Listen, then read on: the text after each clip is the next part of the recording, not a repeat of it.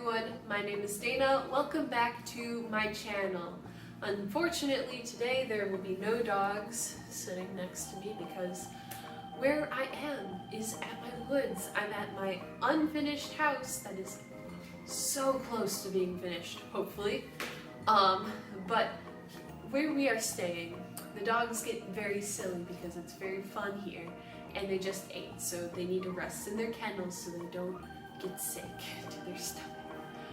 So that is why they are not here, but you may hear them in the crates. They're literally like basically right next to the camera. But anyways, I figured since my dogs are resting, today would be a good time for a one-on-one chat, a good talk about my experience on getting a puppy, and kind of what I went through. I'm a very routine-oriented person, and obviously, like, since our house isn't 100% ready, that was a lot of extra stress. But I'm just going to talk about my experience, because, you know, everyone has different experiences, and if someone's considering getting a puppy from a reputable breeder who does lots of OFA testing and genetic testing, not just a backyard breeder, this is my experience. So, I was added to a wait list for this litter that I got ammo from. And the original litter that I was interested in, it didn't take. So, like, I was like, oh yeah, you can add me to the wait list, and if there's a dog that really, like, matches exactly what I'm looking for, perfect. But if not, then I'll wait till the next litter, which would be, I believe January is her next litter. Not from the same mom, different matching. But her next planned litter was due sometime in January, she's thinking. But anyways, so right off the bat, before I even saw that this, like, before I knew that this litter would be the litter I was getting, before I found out that it didn't take, I saw Ammo's picture, and for some reason, like, when she was a tiny, blind, deaf little nugget, like, she spoke to me. I kind of got the same feeling I did with Gunner, and I was like, okay, no, I can't have this. I'm interested in the other litter that's planned, so I'm not even gonna look at this litter because, you know, I don't want to get attached to a dog that I won't be getting. And then the breeder messaged me to let me know that it wouldn't happen and that I'd be second pick, and second pick in quotation marks, because if, you know, no dogs matched my criteria, then I would be picking any dogs, and yeah. So she knew what I was looking for in a dog, and then she did the temperament testing, and it was a lot of, you know, waiting, and, you know, I would watch her grow up, and I got to see her grow up, and I was like, yeah, this is really the only puppy I'm interested in because something spoke to me about her, and I don't know. So if Ammo hadn't have been the puppy for me, I don't think I would have gotten any puppies from that litter. Well, I know I wouldn't have, because the other one that kind of matched my criteria, she was just way too soft of a dog, if that makes sense. And I was like, no, that wouldn't have worked out. But anyways, so I find out Ammo's the puppy for me. I'm like really nervous, excited. I'm like, oh no, I genuinely didn't think that there would be a perfect puppy immediately, like right away. But here we are, and I'm like, okay, is this gonna be okay? I know we're cutting it a lot close for a lot of things. And everyone is like, yeah, Dana, I know you've wanted a puppy for a while. Even though she's going to be my dog, I'm going to be caring for her. Obviously, you know, I'm still living with my parents. I'm getting married, so it's not just me who gets to make this decision. Like, you know, I mean, ultimately it's up to me. But if everyone else wasn't on board, then I wouldn't have felt right making the decision. So everyone else was on board. I was like, thank you. And then I asked my dad if he could drive me to pick her up because it was over a 2-hour drive, and then that way I knew I would be super nervous, and then that way I could just focus on my puppy and not on finding my way back home. And I'm so glad my dad drove because the GPS didn't work on the way back. And we got horribly lost in Native American like reservation land where it was just like this dirt road, one way road, like, and then the truck would come the other direction and we'd both have to like pull over into like the woods. We got lost. But yeah, so I got her and I like went into shock, I think. I was so anxious and messing her up and I felt so guilty. Like I went through a lot of guilt. I felt guilty because I didn't want Gunner to think I was replacing him. I felt guilty because, you know, Gunner was the only dog for so long, and you know, it was like, even though I want more dogs, it was like an end of an era where it was just me and Gunner, you know? And it's still like, it kind of hits me at times because, you know, Gunner is my first dog, and you know, I learned so much through him, and we went through so much together, and he helped me through so much. But he's so good with her, and he cares about her. Like when I go outside with her, he sits and waits, wagging his tail at the top of the stairs for her to come up, and then they sniff each other, both wagging their tails, so happy to see each other. And it makes me so happy. He will enforce his boundaries here and there, but for the most part, he really doesn't like mind her doing stuff like jumping at his face and trying to get him to play. He doesn't really know how to play with her, but that's okay. I mean, he's a tank, so maybe it's for the best. What they kind of do is she'll try to get him to play, and then he'll get so excited he'll do big zoomies, and then she'll be like, whoa, and then she'll like just stay where she is, and then he'll get tired, and then she'll be like, so do you want to play? And then he's done. But like, yeah, so the first week I felt so guilty. I could barely eat anything. Like I don't know. I went through a phase and my schedule was thrown off, and like I said, I'm a very routine-oriented human being, so that really threw me off. And she was learning her puppy playpen. The first week, there was a lot of crying that happened, but after that, like by the end of the first week, she did not cry at all in her crate, and in her puppy playpen, if I was in the room, she was fine. And by the second week, I could leave her in her puppy playpen and leave like the room, and she wouldn't cry. And if she did, she'd get herself together and get herself collected like very quickly, and it would just, you know, it wouldn't be like screeching. But yeah, so I wasn't expecting how easy getting a puppy would be compared to Gunner. I was prepared for the worst. The most difficult was potty training her. But, I mean, I take her to Lowe's. I've taken her so many times to Tractor Supply. And yeah, she still sucks on the leash. But Gunner did too when I first got him. And he was 55 pounds of just pulling and dragging me around. And she's like 50-50, you know? She's a puppy, so her attention span is really, really garbage. So like 50% of the time, she's like really good, like, oh yeah, I'm supposed to be walking right next to her, I'm doing a really good job. And then the other 50% of the time, she's like, everything here is new and so exciting. But she does not cry or bark, like rarely ever. The few times she barks is when she's really, really playing. And she's barked twice at things that she didn't understand. One time was at a tricycle that no one was on. It was just sitting there. She barked at a tricycle. And the other time someone put up a ghost and it was waving in the wind, and it was at nighttime, and that like really concerned her.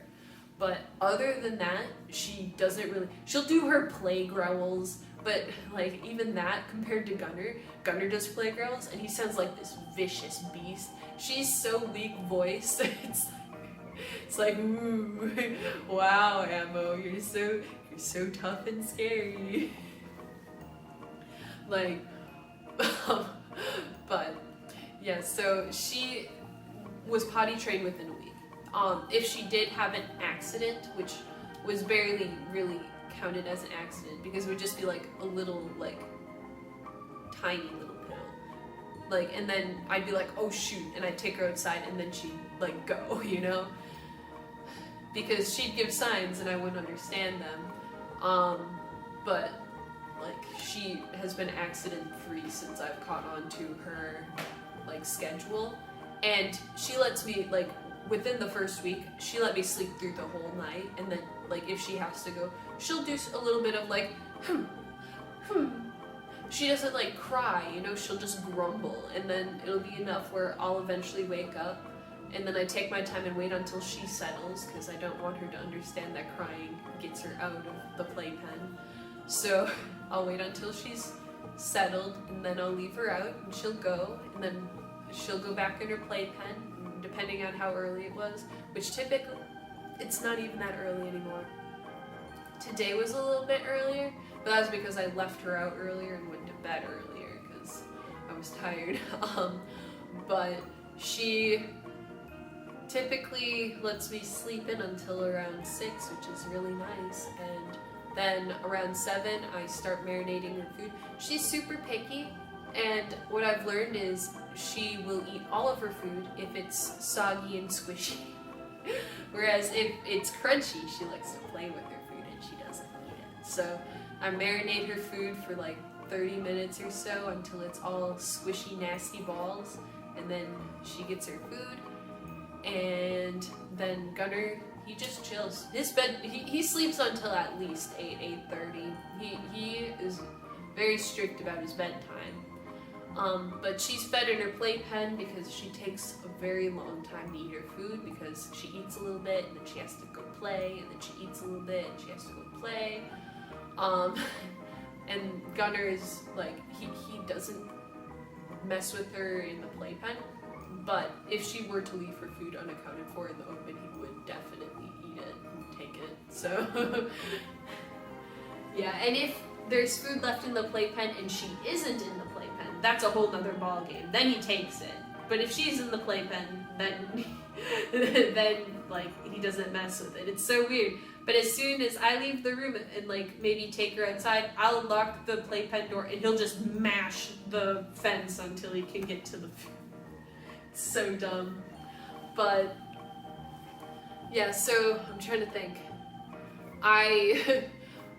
It's been a difficult transition as well, getting used to the fact that she isn't Gunner.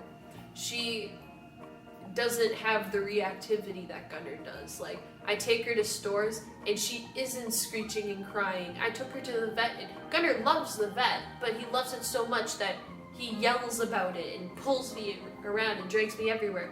But for her vet appointment, she just kind of hung out and tried to eat the tiles on the floor. And then the vet showed up and she was like, oh hey, and like then went back to just minding her own business. And then the vet gave her some treats and she just played with the food the entire time while she was getting shots. She didn't care about the shots, she just cared about playing with her food. It was awesome. And like at Tractor Supply and stuff, like unless people are the worst ever, where they go, oh you get that little puppy, and like come running at me, she doesn't really care about people. And when people do that, I say, no, you can't pet her. Like, that's not how you approach a dog. You can't pet her now. It sucks. Which is really annoying. I'm hoping when she grows up, people aren't as much like that. I mean, I have people here and there ask to pet Gunner, but for the most part, they just kind of leave me alone. Like, but the experience I do have is like really sucky. Like parents encouraging their kids to pet my dog, or like kids running across the street to try and pet my dog, and Gunner hates kids. So yeah, and I don't really like kids with dogs in general. So I don't, like, I was walking Ammo actually one day just by herself. I don't walk them together, that would be way too much. And first there was a dog that had no owner outside that just ran across the road towards us. I'd like picked her up because she doesn't mind being picked up, and like ran after the dog, and the dog was like, oh shoot. It was really funny. But then after that, you know, I put her back on the ground and we started walking, and then this child runs out of their house and goes, your dog is so cute, can I pet it? I go, no you can't. And they go, what's its name? I go, you know, I'm like, her name is Ammo. And they're like, can I pet it? I'm like, no. They're like, can I pet it? And they just kept on asking, and I was like, no, and I just kept on walking, and then it like threw a temper tantrum at me. I'm like, bro, I don't care. I don't really, I'm not good with kids. I don't like kids, they make me uncomfortable. So like, this kid is just screeching, like, why can't I pet your dog? And I'm like, because I said so. It's my dog, not your dog. You're gonna have to learn that you don't always get what you want.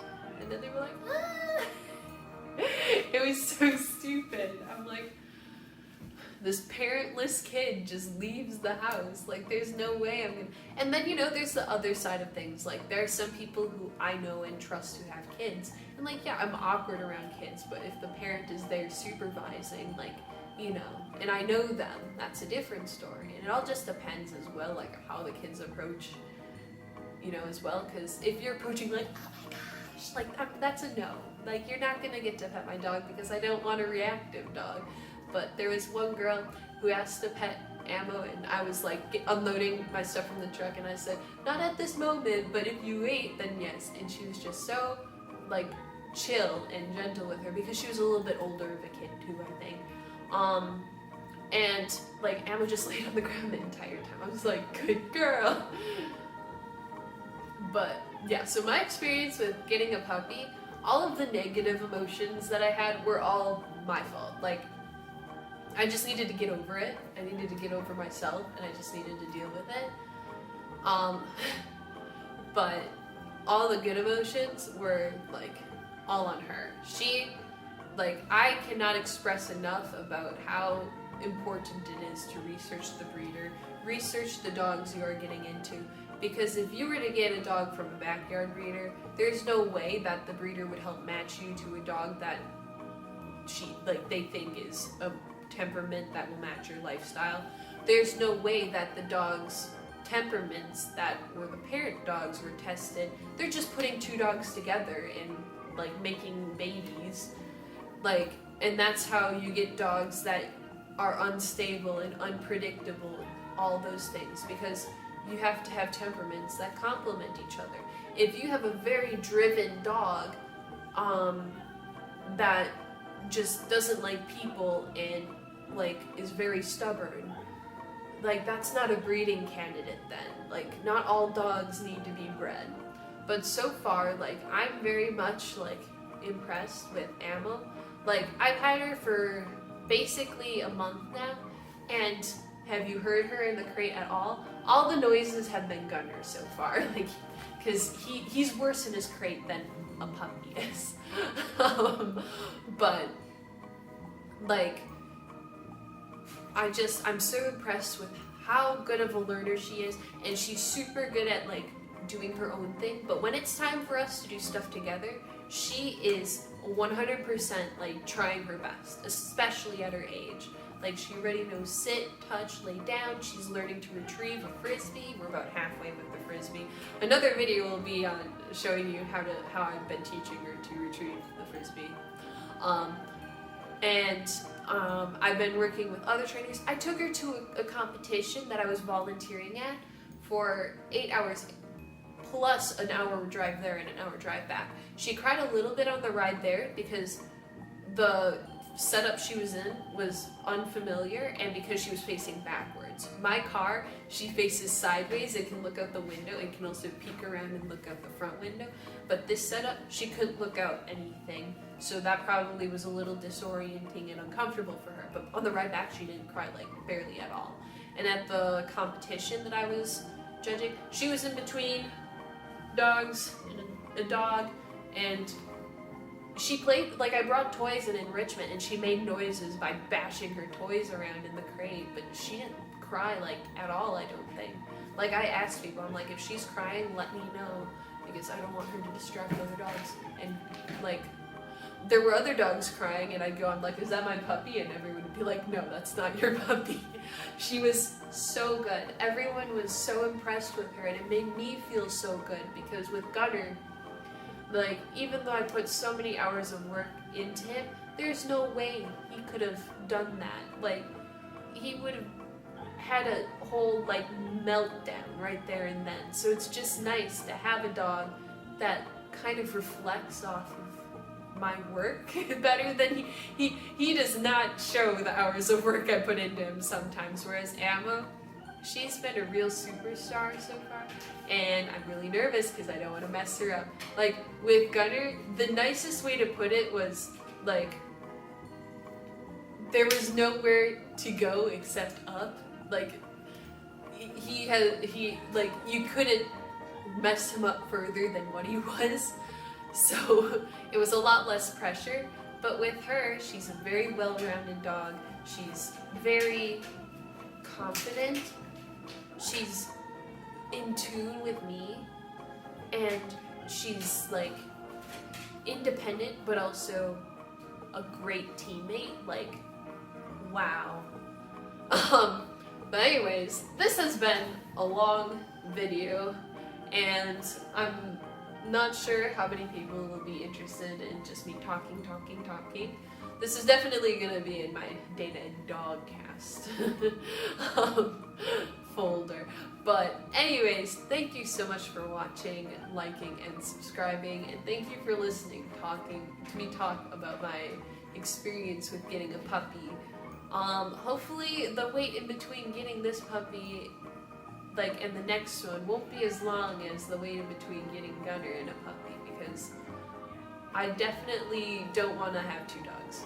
I want to have at least 3 dogs, and then we'll see how things go, and maybe more. Maybe I'll learn more about breeding, or I'll get more into like competing and training. Who knows where life will take me, but for both of those things, a lot of research and practice and learning and time will be spent before those things happen. But thank you so much for watching. I really appreciate all of your support, and I'll see you in the next one. Bye!